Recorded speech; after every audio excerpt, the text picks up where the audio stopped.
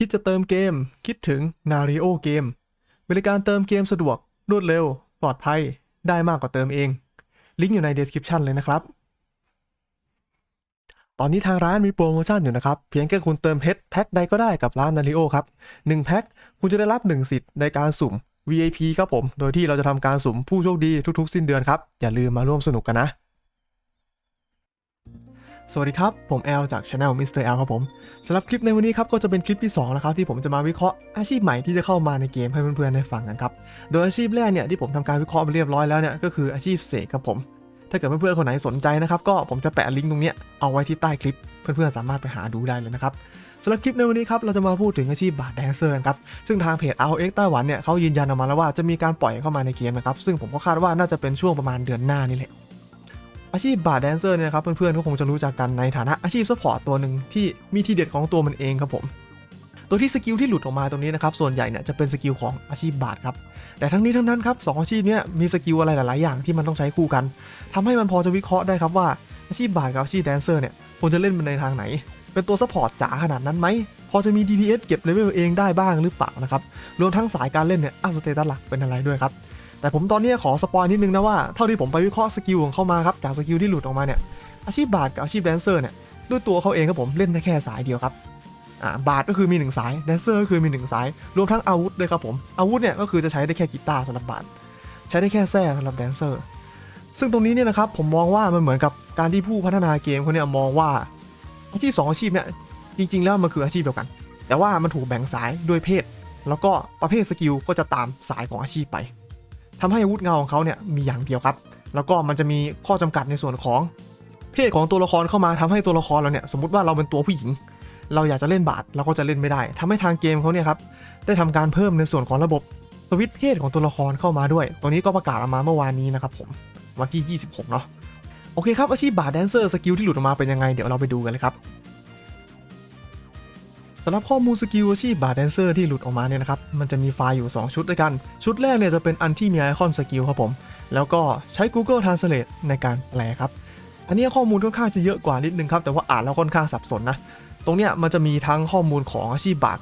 ทั้ง3คลาสเลยจนเป็นคลาส3เลยนะครับแล้วก็จะมีข้อมูลของอาชีพแดนเซอร์กับยิปซีเข้ามาด้วยแต่ว่าข้อมูลที่ผมจะเอามาวิเคราะห์วันนี้ครับผมจะใช้ชีตอีกอันนึงซึ่งอันเนี้ยดูแล้วเนี่ยน่าจะเป็นคนแปลมานะครับผมมันอ่านแล้วทำความเข้าใจได้ดีกว่าข้อมูลชุดนี้ครับเป็นสกิลบาร์ทั้งหมดไม่มีสกิลแดนเซอร์เลยแล้วก็จะมีส่วนของอาวุธเงาบางส่วนออกมาด้วยครับสำหรับชีตทั้ง2อันนี้เนี่ยเพื่อนๆสามารถโหลดไปดูได้เลยนะครับผมได้มาจากกลุ่ม Discord RX University นะครับก็ขอยกเครดิตให้พวกเขาด้วยนะครับผมลิงก์ผมจะแปะเอาไว้ที่ใต้คลิปเลยครับโอเคครับเรามาเริ่มต้นวิเคราะห์กันเลยดีกว่าครับผมแน่นอนครับว่าคลิปในวันนี้ครับผมจะไม่มานั่งอ่านให้เพื่อนๆฟังทีละสกิลครับว่าแต่ละสกิลเนี่ยมันทำอะไรได้บ้างแต่ผมจะมาวิเคราะห์ภาพรวมของอาชีพเขาว่าอาวุธที่เขาใช้เนี่ยมันถูกฟิกเป็นอะไรหรือเปล่าลักษณะการอัพสเตตัสเป็นอย่างไรอัตราส่วนของสกิลที่เขาได้มาเนี่ยมีสกิลบัฟสกิลโจมตีมากน้อยขนาดไหนพอจะเวลเองได้ไหมอะไรประมาณนี้มากกว่านะครับผมโอเคครับเริ่มต้นเลยครับอย่างแรกที่ผมอยากจะให้เพื่อนๆสังเกตก็คือในส่วนของช่อง Weapon Requirement ตรงนี้หรือว่าข้อจำกัดของอาวุธกับสกิลครับผมว่าคุณจะใช้สกิลได้คุณต้องใส่อาวุธประเภทไหนลองดูดีๆครับว่าสกิลของบาร์เนี่ยแทบจะประมาณ 90% เลยถูกบังคับว่าคุณจะต้องใส่กีตาร์ครับถึงจะใช้ได้ก็หมายความว่าเพื่อนๆที่อาจจะเคยเล่นแล็กเวอร์ชัน PC มาก่อนครับปกติบาร์เนี่ยเขาพอจะใส่ธนูเวลได้แต่สำหรับเวอร์ชันนี้นะครับดูแล้วเนี่ยคุณต้องสวิตช์อาวุธครับดูแล้วธนูเนี่ยเวลไม่ได้ครับผมเพราะว่าทันทีที่คุณเปลี่ยนเป็นบาร์ครับจะมีพาสซีฟมาเดียวที่ใช้งานได้ที่เหลือเนี่ยสกิลของคุณทั้งหมดจะใช้กับธนูไม่ได้เลยนะครับผมต่อให้ตัวละครคุณอาจจะถือธนูได้ก็ตามครับแล้วทีนี้ตัวละครเราเนี่ยถือกีตาร์แล้วมันจะต้องเอากีตาร์ไปทุบหัวหรือเปล่าโจมตีใกล้โจมตีไกลเป็นอย่างไรล่ะอยากให้เพื่อนๆมาดูสกิลนี้ครับสกิลนี้ก็ผมเป็นสกิลโจมตีครับโดยที่เราจะทำการยิงธนูไป3ดอกครับผมใส่ศัตรู1ตัวทำดาเมจแล้วก็เป็นดาเมจตามท่าอาวุธซึ่งสามารถใช้กับธนูท่าได้ตรงนี้บอกได้หลายอย่างนะครับก็หมายความว่ากีตาร์เนี่ยครับมันเป็นอาวุธที่โจมตียาไกลแล้วก็กีตาร์เนี่ยครับสามารถใส่ธนูได้ธาตุเนี่ยก็ไปเป็นตามธนูได้เช่นกันก็หมายความว่าอาชีพบาร์ครับผมเป็นอาชีพดาเมจกายภาพระยะไกลนั่นเองครับแล้วทีนี้เขาเป็นสายเจาะหรือว่าสายคีล่ะผมอยากให้เพื่อนๆมาดูในส่วนของสกิลอาวุธเงาของสกิลนี้ครับผมเมื่อเราใช้สกิลที่ผมพูดไปเมื่อสักครู่นะครับจะเพิ่มค่า P-Pen ให้ตัวเองนาน7 วินาทีเพิ่มกี่เปอร์เซ็นต์ไม่รู้แหละครับแต่ที่สำคัญตรงนี้เลยก็คือมันให้ค่าเพนครับผม แล้วก็นอกจากนี้ครับในบรรดาพวกสกิลพาสซีฟที่ซัพพอร์ตตัวเองกับสกิลโจมตีของอาชีพบาทนะครับไม่มีสกิลไหนเลยครับที่เพิ่มในส่วนของ Attack Speed คีเรทคีดาเมจแม้กระทั่งตัวสกิลที่คุณใช้ออกไปก็ไม่สามารถติดคลิได้เพราะฉะนั้นเนี่ยมันค่อนข้างที่จะฟันธงได้ครับว่าอาชีพบาทครับเป็นอาชีพดาเมจกายภาพระยะไกลที่ใช้สกิลเป็นหลักและเป็นสายเพนครับผมทีนี้ในส่วนของสเตตัสเขาจะอัพอะไรล่ะผมจะให้เพื่อนๆดูสกิลอันนี้ครับเมื่อเราใส่อาวุธประเภทเครื่องดนตรีครับผมเราจะได้ค่าไอแท็กเท่ากับ 400% ของค่าอินอัพอินกันเหรอเราตีกายแล้วอัพเด็กไม่ได้เหรอทีนี้เราดูไปต่อครับผมกับพวกสกิลโจมตีของเขาอย่างอื่นครับอย่างเช่นอันนี้เป็นสกิลกลุ่มครับผมทำดาเมจ 85% ของค่าไอแท็กบวกกับ 30% ของอินหรือสกิลโจมตีอันนี้ครับที่ผมมองว่าน่าจะเป็นสกิลร่วมของบาทกับแดนเซอร์ก็คือทำดาเมจ 5 ครั้ง 300% บวก 90% คูณกับเอจิหรืออินแล้วแต่ว่าอะไรมากกว่าเพื่อนๆพอจะเห็นอะไรบางอย่างไหมครับอัพอินได้ดาเมจอัพอินได้ตัวคูณสกิลแล้วนอกจากนี้ครับผมการอัพอินครับยังจะช่วยเพิ่มไอ้พวกสกิลบัฟอะไรต่างๆยกตัวอย่างผมดูเนี่ยคือส่วนของค่า P กับ M ดาเมจโบนัสพื้นฐานอยู่ที่ 70%เพิ่มขึ้นอีกทุก 0.6% เมื่อคุณมีค่าอินหรือเอจิครบ50หน่วยการอัพอินของคุณนะครับในการที่คุณเล่นบาทเนี่ยคือมันสามารถให้ได้ทั้งความแรงให้ได้ทั้งดาเมจพื้นแล้วก็ให้บัฟของคุณด้วยครับและทีนี้ทำไมมันถึงมีอินกับเอจิก็เพราะว่าสกิลเนี่ยมันเป็นสกิลร่วมสามารถใช้ได้กับทั้งบาทหรือแดนเซอร์หรือสกิลบางสกิลมันเป็นสกิลที่แชร์กันมีทั้งบาทและแดนเซอร์ครับผมและสเตตัสหลักของทั้ง2อาชีพนี้ก็คืออินกับเอจิเนี่ยแหละครับทำไมผมถึงพูดอย่างนั้นผมอยากให้เพื่อนๆดูสกิลนี้อันนึงครับผมเมื่อคุณใส่อาวุธประเภทเครื่องดนตรีครับคุณจะได้รับค่าเฮส2หน่วยทุกๆค่าอิน1หน่วยหรือถ้าเกิดว่าคุณใส่อาวุธประเภทแซ่คุณจะได้รับค่าเฮส2หน่วยต่อค่าเอจิ1หน่วยครับตรงนี้มันเป็นอะไรที่บอกได้ชัดเจนมากครับว่าสเตตัสหลักของอาชีพบาทคือค่าอินครับขณะที่สเตตัสหลักของอาชีพแดนเซอร์คือค่าเอจิครับแล้วเท่าที่ผมไปดูสกิลมาจนถึงตอนนี้ครับผมสกิลแดนเซอร์เนี่ยมันอาจจะหลุดออกมาไม่มากแต่ก็ยังพอมีให้ดูอยู่ครับดูแล้วสไตล์การเล่นของ2อาชีพน่าจะเหมือนกันอาวุธของเขาครับน่าจะเป็นอาวุธที่ให้ค่าสเตตัสรองเป็นค่าเฮสครับแล้วก็นอกจากนี้ครับสไตล์การเล่นของทั้ง2อาชีพเนี่ยน่าจะไปทางทรงเดียวกันด้วยก็คือเป็นอาชีพดาเมจกายภาพระยะไกลใช้สกิลโจมตีและเน้นสายเพนเป็นหลักครับผมข้อที่เปรียบของการอัพอินของอาชีพบาทนะครับสไตล์การเล่นของเขาเนี่ยมันจะคล้ายๆกับสไนนกคือเขามีค่า Magic Defense ในตัวเองระดับหนึ่งแต่ก็ยังไม่นับว่าเป็นตัวที่มีความถึกอะไรมากขนาดนั้นครับขณะที่แดนเซอร์ครับการอัพเอจิของเขาเนี่ยมันเป็นเมตาใหม่อย่างหนึ่งเลยก็คือทำให้เขามีความพลิ้วครับผมอาชีพที่มีค่า Final Hit ไม่มากพอครับจะไม่สามารถโจมตีเขาโดนทำให้เขาเอาตัวรอดได้ทีนี้ก็ผมมาพูดถึงสกิลโดยรวมกันบ้างดีกว่าครับว่าสกิลอะไรต่างๆเขาเนี่ยมันให้มากน้อยประมาณไหนตัวมันเองมีสกิลโจมตีมากพอไหมครับที่จะเก็บเลเวลได้โดยไม่เดือดร้อนปาร์ตี้หรือไม่กำหมัดจนเกินไปตรงนี้มันเป็นตัวกำหนดอะไรหลายอย่างเลยนะว่าคุณเป็นอาชีพซัพพอร์ตจ๋าขนาดไหนผมยกตัวอย่างอาชีพพ่อค้าแล้วนะครับอาชีพพ่อค้าเนี่ยสกิลหลักๆเขาจะเป็นสกิลโจมตีซะส่วนใหญ่แต่เขาจะมีสกิลบัฟบางอย่างที่สามารถใช้กับปาร์ตี้ได้แล้วมันดีมากๆทำให้เขาเนี่ยเหมือนกับเป็นตัวกึ่งซับแต่ว่าเป็นดาเมจด้วยและดาเมจแรงด้วยนะครับขณะที่บาทเนี่ยครับผมกับแดนเซอร์เนี่ยผมบอกว่ามันเป็นด้านกลับกันของพ่อค้าครับสกิลส่วนใหญ่เขาจะเป็นสกิลซัพพอร์ตมาเลยครับผมมีสกิลดีๆเยอะแยะเลยแล้วก็จะมีสกิลโจมตีอยู่น้อยหนึ่งเราคือเปลี่ยนเป็นอาชีพบาทครับผมคุณจะมีสกิลโจมตีเป้าเดียวอันนี้ครับ1อันแล้วก็จะมีสกิล CC อันนี้ครับผมเป็นสกิลกลุ่มครับก็ทำดาเมจด้วยแต่เบาครับผมอีก1อันจะมีสกิลโจมตีกลุ่มแบบนี้ครับผมที่ทำดาเมจแบบออกไปเรื่อยๆครับผมไม่แน่ใจว่ามันใช้พร้อมกับสกิลโจมตีอย่างอื่นได้ไหมแต่ดูทรงแล้วเนี่ยน่าจะใช้พร้อมกันได้นะครับผมก็เป็น LE ดอทดาเมจรอบตัวครับแล้วก็จะมีสกิลโจมตีอีกอันนึงอันนี้ปล่อยคลื่นเสียงออกไปครับผมสกิลโจมตีของเขาเนี่ยตอนอาชีพบาทเขาจะมีอยู่4สกิลถือว่าเป็นสัดส่วนค่อนข้างน้อยกับสกิลทั้งหมดที่เขามีนะครับปัจจัยตรงนี้ที่จะมาดูว่ามันจะเป็นสายบู๊ได้แค่ไหนมันก็ต้องดูว่าคูลดาวน์ของสกิลพวกนี้มีเท่าไหร่ครับซึ่งตรงนี้มันยังไม่มีข้อมูลเข้ามาครับผมถ้าคูลดาวน์ของสกิลพวกนี้มันไม่ได้เยอะสกิลพวกนี้สามารถวนกันทันได้โดยไม่น่าเกลียดเพราะว่าอาชีพบาทไม่มีจิไม่มีแท็กสปีดนะครับตีช้านะถ้าสกิลวนไม่ทันเมื่อไหร่จะกำหมัดทันทีครับถ้าฟิกคูลดาวน์ตรงนี้น้อยสกิลวนทันมันจะเก็บเลเวลสบายขึ้นมาระดับหนึ่งมาดูสกิลโจมตีเพิ่มเติมดีกว่าตอนที่คุณเปลี่ยนเป็นมินเนสเทลแล้วเนี่ยคุณจะได้สกิลซาวเพนมาอีก1อันอันนี้เหมือนเป็นสกิล CC ซะมากกว่าครับดาเมจไม่ค่อยเท่าไหร่แล้วก็จะมีสกิลแอโรวอลคันอันนี้เป็นเป้าเดี่ยวที่ค่อนข้างแรงมากๆครับแล้วก็จะมีสกิลซิเวเลนสตอร์มอันนี้เป็นสกิลกลุ่มหากินของในเวอร์ชัน PC เลยก็ว่าได้ครับผมแล้วก็หลังจากที่คุณเปลี่ยนเป็นไมสโตเนี่ยคุณจะได้สกิลโจมตีอีก2อันซึ่งยังไม่มีข้อมูลว่ามันทำดาเมจกี่เปอร์เซ็นต์อันแรกเนี่ยมันเหมือนกับมีสตันมาด้วยแต่สกิลสตันมันก็อาจจะแรงได้ครับอันเนี้ยต้องดูกันก่อนว่าดาเมจมันทำได้แค่ไหนจากการวิเคราะห์เบื้องต้นของผมตอนนี้ครับด้วยความที่สัดส่วนของสกิลโจมตีมีค่อนข้างน้อยแล้วเรายังไม่รู้คูลดาวน์ครับผมมันออกมาได้2หน้าแรกถ้าสกิลคูลดาวน์น้อยครับมันจะเป็นอาชีพที่พอเก็บเลเวลได้ครับผมแต่ DPS ตีบอสเนี่ยไม่ได้จัดอะไรขนาดนั้นครับเพราะว่า อาชีพมันถูกบังคับให้อัพค่าอินหรือเอจิถ้าเกิดว่าคุณเป็นบาทหรือว่าเป็นแดนเซอร์และค่าพวกนี้ครับมันแปลงมาเป็นดาเมจจากสกิลซึ่ง1จะแปลงมาเป็น4ครับการที่คุณใช้สกิลแปลงดาเมจมาแบบเนี้ยมันจะไม่ได้โบนัสในส่วนของโอดินที่คุณไม่อัพสเตตัสครบทุก100หน่วยจะได้โบนัสเพิ่มขึ้นอีกทีละ 5% ทำให้ดาเมจของคุณครับยังไงก็สู้อาชีพอื่นที่อัพสเตตัสโดยธรรมชาติไม่ได้ครับผมแต่ถ้าเกิดว่าสกิลพวกนี้คูลดาวน์นานครับมันจะเป็นอีก1อาชีพที่เก็บเลเวลค่อนข้างยากมากๆแต่ยังไม่ยากขนาดพระครับในมุมมองของผมอาจจะดีกว่าพระนิดนึงเพราะว่าเขายังมีลูกเล่นอยู่บ้างสกิลโจมตีของเขาคือสกิลโจมตีแท้ๆไม่ใช่แบบการที่เอาสกิลซัพพอร์ตมาปรับเป็นสกิลโจมตีเหมือนอาชีพพระแล้วก็เขายังสามารถเล่นธาตุได้ในระดับหนึ่งครับผม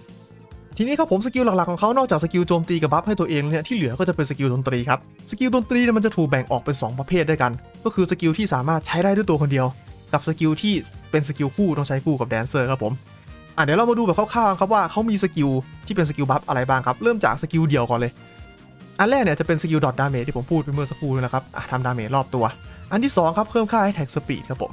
สำหรับอาชีพบาทเนาะอันที่3เพิ่มค่าแม็กฮิตพีครับตรงนี้ต่อมาครับเราก็จะขยับมาเป็นสกิลของไฮคลาสกันบ้างละก็จะมีสกิลอันนี้ครับผมที่ลดค่า variable cast time หรือค่าไล่แปรผันเป็นค่าไล่นะครับไม่ใช่ค่าคูลดาวน์น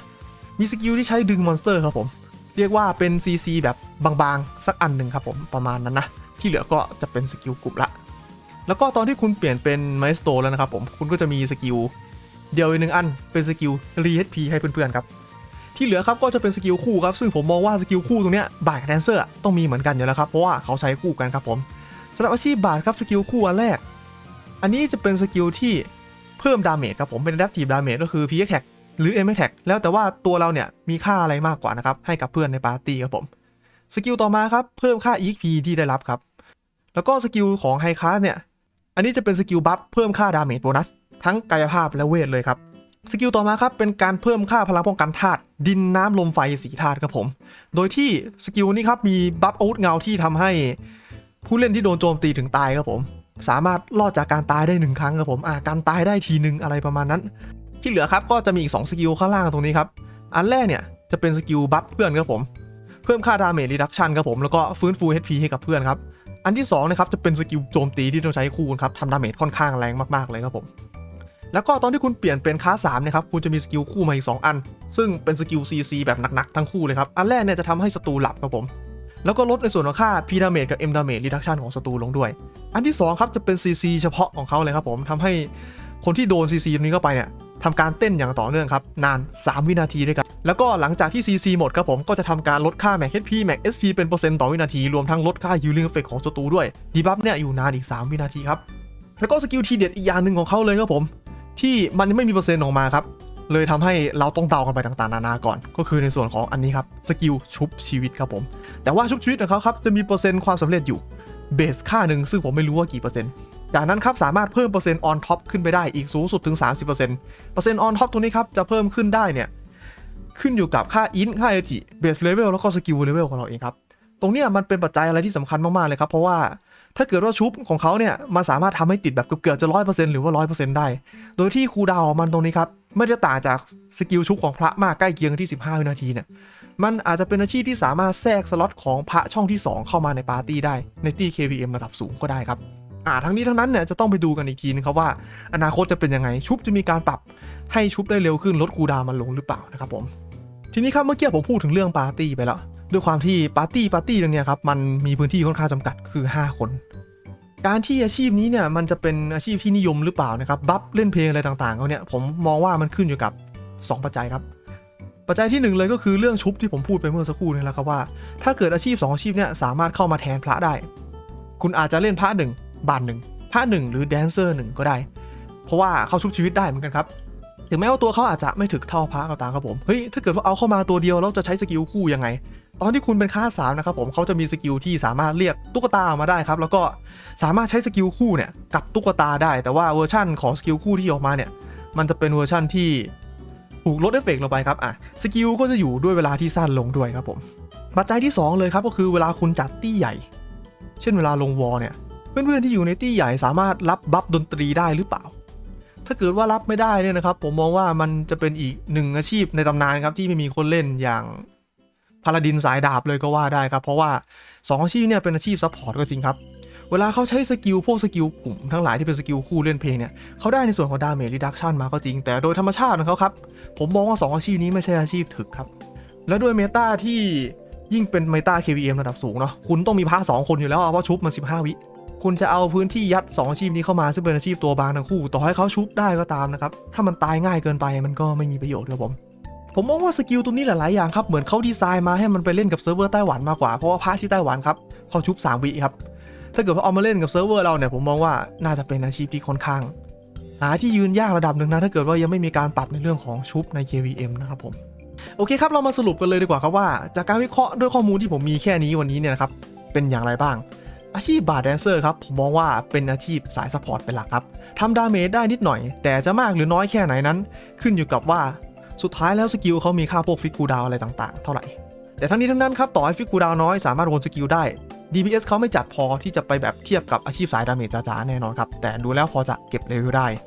หลักๆของเขาเนี่ยจะเป็นพวกสกิลซัพพอร์ตมากกว่าที่ทำการซัพพอร์ตปาร์ตี้มี CC อะไรแปลกๆหลายอย่างครับผมรวมทั้งชุบชีวิตได้ด้วยถ้าเกิดว่าสามารถเอาลงมาในปาร์ตี้ได้จริงๆเนี่ยน่าจะเป็นอาชีพที่ปั่นป่วนศัตรูได้พอสมควรครับเพราะว่าสกิล CC ของเขามันเป็นสกิลกลุ่มทั้งหมดเลยครับผมลักษณะสายการเล่นครับบาทจะมีแค่สายเดียวแดนเซอร์ก็จะมีแค่สายเดียวเหมือนกันอาวุธถูกฟิกไปเลยครับว่าบาทเนี่ยจะใช้เป็นกีตาร์ขณะที่แดนเซอร์เนี่ยใช้เป็นแส้ครับดูทรงแล้วอาวุธเงาก็คงจะมีแค่อาชีพละอย่างเช่นเดียวกันครับผมอาชีพทั้งบาทและแดนเซอร์ทั้ง2อาชีพเนี่ยเป็นอาชีพดาเมจกายภาพระยะไกลเป็นสายเพนที่ใช้สกิลโจมตีเป็นหลักครับ